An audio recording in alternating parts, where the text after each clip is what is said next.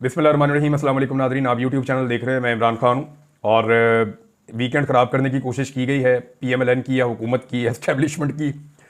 लेकिन शुक्र है कि जो रिचर्ड ग्रेनल है उसने ये बता दिया कि जी ये खबर फेक है। रिचर्ड ग्रेनल को अफगानिस्तान, पाकिस्तान, भारत, श्रीलंका के लिए नुमाइंदा खसूसी तैनात किया जा रहा है, ये खबर चलाई गई। लेकिन फिर उसने कहा कि ये खबर गलत है। रिचर्ड को पहले ही पूरी दुनिया के लिए अमरीकी सदर का खसूसी एलची तैनात किया गया है और जहाँ पर भी दुनिया में कन्फ्लिक्ट्स होंगे या ऐसी सिचुएशन होगी जहां पे स्पेशल हैंडलिंग की जरूरत होगी तो सदर की मावनत के लिए रिचर्ड मौजूद होगा।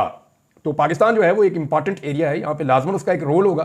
बाकी जगहों पे भी जैसे उसका रोल है, अफगानिस्तान पे हो सकता है उसका रोल, यूक्रेन पे हो सकता है, मिडिल ईस्ट में हो सकता है। रिचर्ड का रोल जो है वो नॉर्थ कोरिया के ऊपर हो सकता है। तो ये एक वीकेंड खराब हो जाना था, लेकिन रिचर्ड ने बताया कि नहीं जी ऐसा नहीं है। हाँ, लेकिन ये जरूर है कि रिचर्ड के पास इस वक्त कोई बाकायदा ऐसी टीम है या पाकिस्तान के अंदर जो अमरीकी सफारत खाना है वहां से उसको बाकायदा इतला जाती है, रोजाना की बुनियाद पे बताया जाता है कि पाकिस्तान में आपके खिलाफ क्या क्या चल रहा है। हनीफ अब्बासी ने और ख्वाजा आसिफ ने एक बयानिया लॉन्च किया था जिसमें उन्होंने एक यहूदी फैमिली को जोड़ा रिचर्ड के साथ। वो कहता जी मैं इनको जानते नहीं, ये कौन लोग हैं और ये क्या चल रहा है। तो वो लगातार जो है वो चीजें एक्सपोज हो रही हैं। ये बयानिया मैं आपको बता रहा था ना पहले भी वीलॉग में कि बयानिया बनाने के अंदर हम बहुत तेज हैं। हमने माजी में बहुत बयानिया बनाए, लेकिन उस वक्त बयानिया का तोड़ नहीं होता था क्योंकि मीडिया पूरा कंट्रोल में था। अब सोशल मीडिया है और नौजवानों को फैक्ट चेक करने में महारत है। नौजवान जो है वो फैक्ट चेक करते हैं और फौरी तौर पे पूरा बयानिया उड़ाकर रख देते हैं, जो आजकल हो रहा है। अब आ जाए, ख्वाजा साद रफीक साहब ने एक बड़ा इंपॉर्टेंट स्टेटमेंट दिया है। ख्वाजा साद रफीक साहब देखें, वो एक शानदार सियासी कारकुन तो है, उनका करियर है शानदार किस्म का। बार बार वो एमएनए बने हैं, बार बार मिनिस्टर बने हैं, मुशर्रफ दौर में भी वो एक जदोजहद का हिस्सा रहे हैं। लेकिन यही ख्वाजा साद रफीक जो है वो लतीफ़ खोसा जैसी शख्सियत से अपने हल्के में इलेक्शन हार गए। जहां वो इमरान खान साहब को टफ टाइम दिया करते थे, वहां वो लतीफ़ खोसा से इलेक्शन बुरी तरह हार गए। तो एक धचका तो उन्हें लगा है।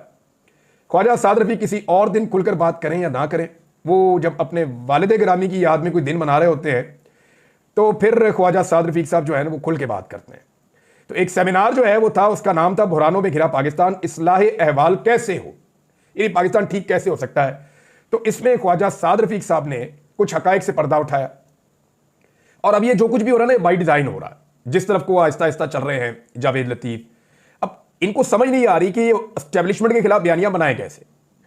क्योंकि अगर जनरल बाजवा और जनरल बाजवा की टीम के खिलाफ बयानियां बनाते हैं तो वो इनके ऊपर एहसानात हैं। वो इनको लेकर आए थे इक्तदार में, उन्होंने इमरान खान का रजीम बदल कर इनको जबरदस्ती लाकर बिठाया था इक्तदार में बंदे तोड़ के, और जो जुल्म और बर्बरियत है उसका आगाज तब हुआ था। तो अगर ये उनके खिलाफ ज्यादा खुलकर मैदान में आते हैं तो मौजूदा जो एस्टेब्लिशमेंट की क़यादत है वो ये समझ जाएगी कि इन्होंने कल को हमारे साथ भी यही करना है। जब हमने नहीं रहना तो अपने सियासी मफाद के लिए हमें कल को गाली देंगे। अच्छा, मौजूदा सियासी क़यादत के ऊपर इल्जाम लगा नहीं सकते। जावेद लतीफ हल्की हल्की टुक टुक करते हैं कि जनाब हमें जबरदस्ती बिठा दिया गया, हम तो जनाब आना ही नहीं चाहते थे, हमारी हुकूमत बनती नहीं है, हुकूमत तो पीटीआई की बनती थी, जबरदस्ती लाकर हमें मैंडेट ही नहीं है, जबरदस्ती बिठा दिया गया। तो ये इस किस्म की चीजें जो हैं वो अब आहिस्ता आहिस्ता फ्लोट की जा रही हैं ताकि हल्की हल्की ढोलकी के ऊपर एक बयानिया बनना शुरू हो जाए। उधर बिलावल ने भी ये कोशिश शुरू की है, लेकिन बाद में आपको मैं बताता हूं। साद रफीक ने एतराफ किया कि मुझे इमरान खान ने नहीं बल्कि जनरल बाजवा और साकिब निसार ने जेल में डाला था। उन्होंने कहा कि पाकिस्तान रिमोट कंट्रोल जमहूरियत से आगे नहीं बढ़ सकता। अब रिमोट कंट्रोल जमहूरियत क्या होती है? जब जमहूरियत का रिमोट कंट्रोल किसी के हाथ में हो। किसके हाथ में होगा? एस्टेब्लिशमेंट के हाथ में होगा। देखिए, जब भी जमहूरियत का रिमोट कंट्रोल एस्टेब्लिशमेंट के हाथ में होगा तो सियासतदान वही इक्तदार में होगा जिसके हाथ में बुरश होगा। या तो आप रिमोट कंट्रोल पकड़ लें अपने हाथ में, तो या आप बुरश पकड़ लें अपने हाथ में। तो इन दो सूरतों में आप इक्तदार में रह सकते हैं। तो रिमोट कंट्रोल एस्टेब्लिशमेंट के हाथ में है और जो जूते पॉलिश करने वाला बुरश है वो इस वक्त पीएमएलएन के हाथ में है। पीपल्स पार्टी और पीएमएलएन में सख्त मुकाबला है कि ज्यादा अच्छी पॉलिश कौन करता है। साद रफीक ने कहा कि इमरान खान से इख्तलाफ नहीं है मेरा कोई जाती, उन्होंने मुझे जेल में नहीं डाला, मुझे जनरल बाजवा और साकिब निसार ने जेल में डाला था, उनका तो नाम ही नहीं लिया जाता। उनका पीटीआई वाले कहते हैं कि हमारे हक में आप बात क्यों नहीं करते, तो मैं ये कहता हूं कि वो अपनी गलती तो माने। तो बात यह है कि ख्वाजा साद रफीक साहब, क्या नवाज शरीफ साहब ने पाकिस्तान की तारीख में सबसे ज्यादा एस्टेब्लिशमेंट के साथ मिलकर हुकूमतें नहीं गिराई? और पीएमएलएन के खिलाफ अगर इमरान खान साहब की कोई साजिश थी तो आपकी हुकूमत तो गिरी नहीं, आपने तो अपने 5 साल पूरे किए थे। इमरान खान की तो आपने हुकूमत ही गिरा दी। नवाज शरीफ ने 2 दफा बेनजीर की हुकूमत गिराई, जरदारी की हुकूमत गिराने की साजिश की और गो जरदारी गो का नारा लगाया। नवाज शरीफ ने इमरान खान की हुकूमत गिराई और जबरदस्ती अपने भाई को वजीर आजम बनवाया एस्टेब्लिशमेंट के साथ मिलकर। नवाज शरीफ ने जुनेजो के खिलाफ साजिश की। नवाज शरीफ ने ज़ियाउल हक के साथ मिलकर अपने सियासी मुखालिफिन के खिलाफ साजिश की। नवाज शरीफ ने IJI का एक इत्तेहाद भी बनाया। मेरे पास से वो बड़ी ज़बरदस्त एक तस्वीर निकल के आई है। आजकल जो है वो स्क्रोलिंग करते हुए चीज़ें मिल जाती हैं, तो इस तस्वीर को आप देखें तो आप हैरान हो जाते हैं। ये एक अखबार का पूरा पेज है और ये पेज आपको बता रहा है कि जनाब किस तरीके से जब IJI जीती थी तो बेनज़ीर का मजाक उड़ाया गया था मशरिक अखबार के अंदर, और IJI की फतह को किस तरह पेश किया गया था। इसमें अल्ताफ़ हुसैन भी थे, जमात इस्लामी भी थी, और जितनी मजहबी जमातें वो भी सारी इसके अंदर थी। ज़ियाउल हक का बेटा जो है वो भी इसके अंदर शामिल था, फिर ये नवाज शरीफ भी इसके अंदर शामिल थे। सब ने मिलकर किया और नवाज शरीफ साहब को बना दिया वज़ीर आज़म पाकिस्तान। तो ये नवाज शरीफ साहब ने जितनी मरतबा एस्टेब्लिशमेंट के साथ मिलकर जमहूरियत के खिलाफ साजिशें की है, क्या नवाज शरीफ ने एक मरतबा भी कौम से माफ़ी मांगी या अपनी गलती का एतराफ़ किया? नवाज शरीफ हमेशा गलती करने के बाद रोते रहे, उन्होंने एतराफ़ अपने जुर्म का कभी नहीं किया। इमरान खान साहब वो शख्स हैं जिन्होंने खुद एतराफ़ किया कि जनरल बाजवा को एक्सटेंशन देना मेरी गलती थी।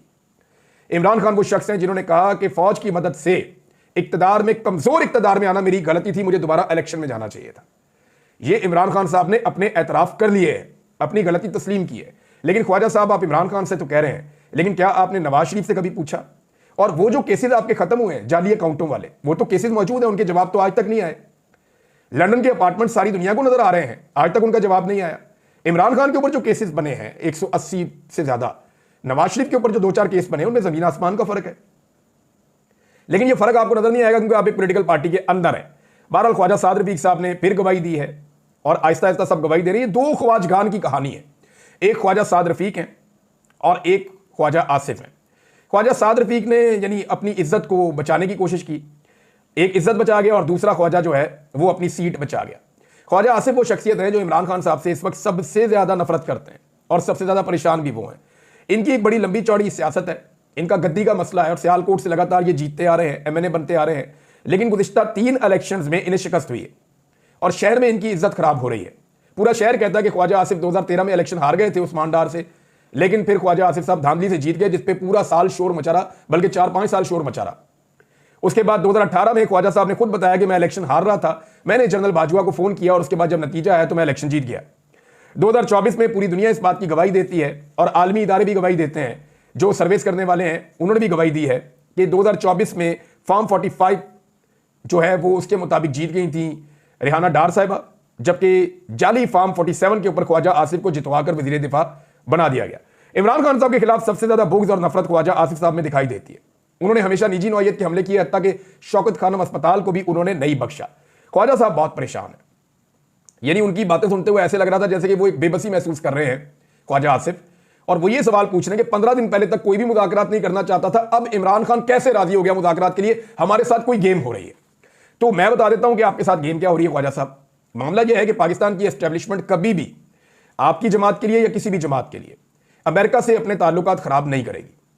पाकिस्तानी एस्टेब्लिशमेंट के सारे मामला, आप ये देखें ना, ट्रेनिंग के मामला हों, दिफा के मामला हों, आपकी मईशत के मामला हों, आपके जितने मामला हैं, आप रिटायरमेंट के बाद जाके घर लेने हो या जो कुछ भी हो, वो मगरिब के साथ जुड़ा हुआ है। कोई भी आपका एक रिटायर ऑफिसर, चाहे ब्यूरोक्रेट है, चाहे वो आपका जो है वो पाक फौज का है या किसी भी जगह का है, वो आपको रशिया में या चाइना में रिटायरमेंट के बाद नहीं मिलेगा। ये सारे आपको अगर या तो पाकिस्तान में मिलेंगे, कुछ जो बाकी होंगे वो आपको मिलेंगे मगरबी ममालिक में। तो ख्वाजा साहब, ये ऑब्वियस है कि उनसे ताल्लुकात नहीं बिगाड़ने पाकिस्तान की एस्टेब्लिशमेंट ने, आपके साथ ये बिगाड़ देंगे, कोई मसला नहीं। अगर पब्लिक के साथ इनकी सुलह हो जाए और आपके साथ बिगड़ जाए तो फिर आप गालियां देना शुरू कर दीजिएगा। लेकिन अब PMLN के लिए प्रॉब्लम यह है कि जिस लड़ाई में उन्होंने अपनी सारी की सारी मकबूलियत का बेड़ा गर्क कर लिया, उस लड़ाई में अगर वो एक दफा फिर अकेले रह गए तो फिर फायदा क्या हुआ लड़ाई का।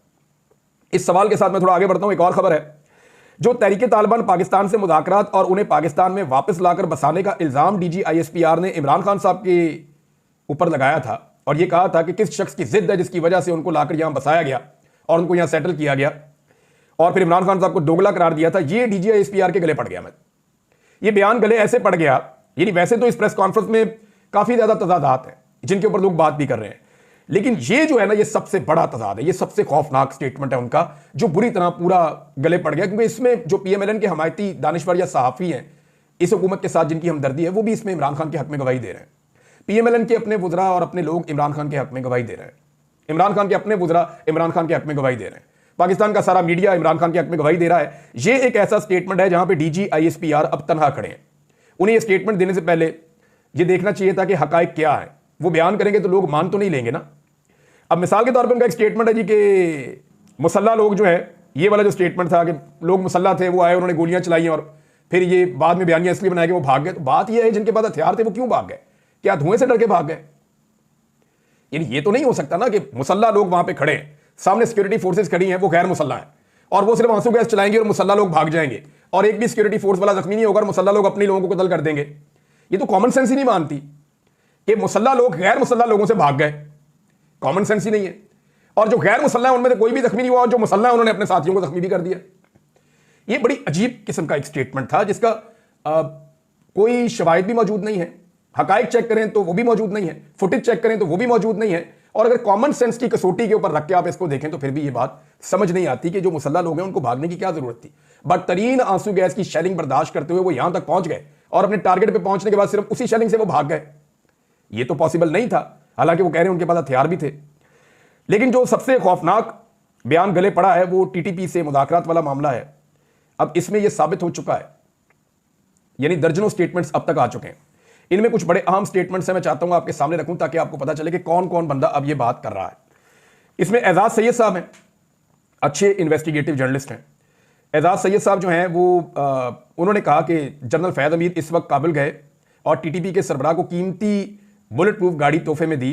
फैज़ हमीद उस वक्त कोर कमांडर पेशावर थे। ये जब इमरान खान की हुकूमत गई तब भी ये कोर कमांडर पेशावर थे। अच्छा, इसके बाद जनाब ये एक स्टेटमेंट जो है नजम सेठी साहब का है। नजम सेठी साहब ने कहा कि आज DG ISPR की प्रेस कॉन्फ्रेंस में उन्होंने रिचर्ड ग्रिनल के ऊपर बात तक नहीं की। हुकूमत अमरीकी मुदाखलत पर बात कर रही है लेकिन ISPR ने एक लफ्ज नहीं बोला। जब उनसे सवाल पूछा गया कि आपका ओहदेदार इमरान खान से मुलाकात कर रहा है तो इस पर भी उन्होंने खामोशी रखी। अच्छा, ये तो एक स्टेटमेंट है ना, लेकिन नजम सेठी साहब का एक स्टेटमेंट इस हवाले से भी आया है कि 14 मरतबा मुज़ाकरात किए गए 2008 से लेकर 2018 तक, जब इमरान खान साहब की हुकूमत नहीं थी।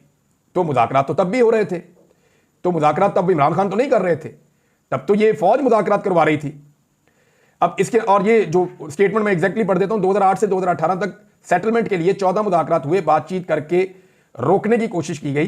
गुड तालिबान बैड तालिबान कहा गया। सिर्फ इमरान खान के सर पर इल्जाम धरना गलत है, एस्टेब्लिशमेंट की ये पॉलिसियां थीं। अब इसी तरह जो है वो पाकिस्तान तहरीक इंसाफ के उमर अयूब साहब ने एक बड़ा क्लियर स्टेटमेंट जारी किया है और जो उन्होंने प्रेस कॉन्फ्रेंस करके बताया, उन्होंने हकायक सामने रख दिए बाकायदा सबूतों के साथ। उन्होंने कहा जी हमारी हुकूमत जाने के बाद ये मीटिंग शुरू हुई थी TTP के साथ और उसमें इन्होंने कहा था जी हम ये करेंगे और तब इन्होंने इत्तफाक राय किया था और जब ये उनको लाना शुरू हुए थे तो हमने इसकी मुखालफत की थी। हमारी मुखालफत के बावजूद ये लेकर आए और उसके नताइज अब हम पाकिस्तान में भुगत रहे हैं।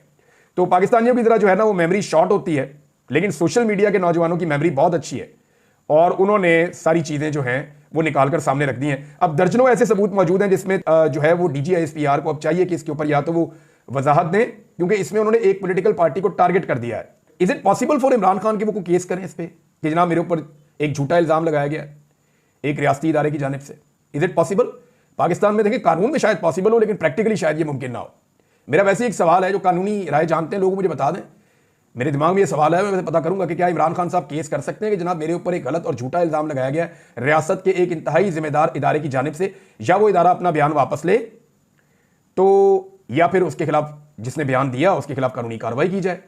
क्या इमरान खान साहब ये कर सकते हैं? मेरे ख्याल में पहले मरहले के तौर पर इमरान खान साहब को एक लेटर लिखना चाहिए GHQ को, जिसमें वो फैक्ट चेक करके ये सारी चीजें भिजवाएं और वो ये कहें कि मैं उम्मीद करता हूं कि मुझे इसका जवाब दिया जाएगा कि मैं मुल्क के वसीतर मफाद में जो फैसले कर रहा था वो एक्चुअली एस्टेब्लिशमेंट के फैसले थे और एस्टेब्लिशमेंट ने मेरे बाद आने वाली हुकूमत के साथ मिलकर उन पे इंप्लीमेंट किया था और आने वाली हुकूमत की मर्जी से इनको वापस लाया गया था। हमने उस वक्त मुखालफत की थी और उसके नताइज पाकिस्तान आज तक भुगत रहा है, लिहाजा आप मुझे ब्लेम नहीं कर सकते। नाज़रीन, बिलावल जरदारी ने हल्की आंच के ऊपर जो है वो प्रैक्टिस शुरू कर दी है नूरा कुश्ती की, और नूरा कुश्ती इनको करनी पड़ेगी। वजह यह है कि इन्हें इस बात का आइडिया हो गया है कि अमेरिका की जो आने वाली एडमिनिस्ट्रेशन है उनको ये बताना चाहते हैं कि नून लीग की सियासत से या उन्होंने इस मुल्क में जो गंद मारा है पाकिस्तान के इदारों के साथ मिलकर, उससे हमारा कोई ताल्लुक नहीं है।